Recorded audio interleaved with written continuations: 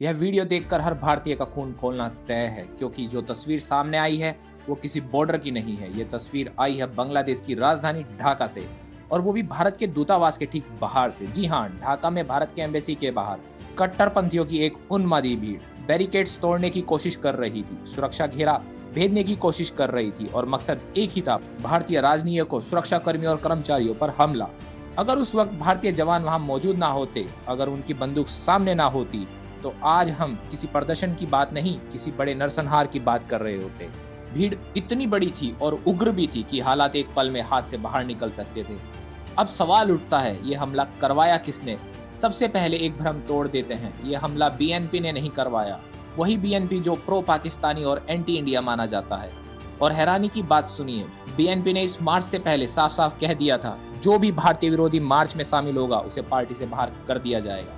इतना ही नहीं, बांग्लादेश की एक और मौजूद कट्टरपंथी मुस्लिम पार्टी ने भी इस मार्च से खुद को अलग कर लिया। मतलब साफ है, बांग्लादेश की लगभग हर मेन स्ट्रीम राजनीतिक पार्टी ने इस हिंसा से इनकार कर दिया। तो फिर सवाल वही है, ये भीड़ आई कहां से? अब ध्यान से सुनिए, क्योंकि यहीं से कहानी खतरनाक हो जाती है। ये भीड़ आई है मोहम्मद यूनिस के सिस्टम से। जी हाँ, यही वो संगठन है, यही वो चेहरा है जिन्होंने कुछ महीने पहले शेख हसीना का तख्ता पलट किया था।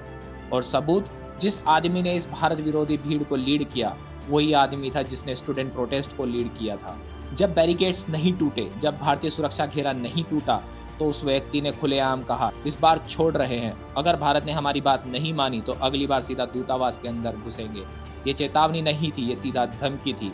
अब सवाल ये है, आखिर ये ड्रामा क्यों, ये गुस्सा क्यों? इनका कहना है भारत बांग्लादेश की राजनीति में दखल दे रहा है, और यहीं से पूरे नैरेटिव का मजाक बन जाता है। क्योंकि सच्चाई यह है कि भारत ने बांग्लादेश में कोई ज़्यादा कुछ किया ही नहीं। हम भारतीय रोज सोशल मीडिया पर सरकार से कहते हैं, हिंदुओं पर हमले हो रहे हैं, मंदिर तोड़े जा रहे हैं, अल्पसंख्यकों पर जुल्म हो रहा है, कुछ तो कीजिए। लेकिन भारत सरकार ने कोई सीधा हस्तक्षेप किया ही नहीं। फिर भी पाकिस्तान का जहर, प्रोपोगेंडा की खेती और भारत विरोधी सोच इनके दिमाग में ठूंस दी गई है। और अब असली वजह सुनिए, इनका असली मकसद भारत का इंटरफेरेंस से नहीं है, इनका असली मकसद है शेख हसीना से। मोहम्मद यूनिस चाहता है कि भारत शेख हसीना को सौंप दे, अप्रैल में होने वाले चुनाव से पहले उसे फांसी पर चढ़ा दिया जाए। जी हाँ, और उनका बदला पूरा किया जाए। भारत ये अच्छी तरह से जानता है, इसलिए भारत वक्त ले रहा है, क्योंकि भारत अप्रैल तक का इंतजार कर रहा है।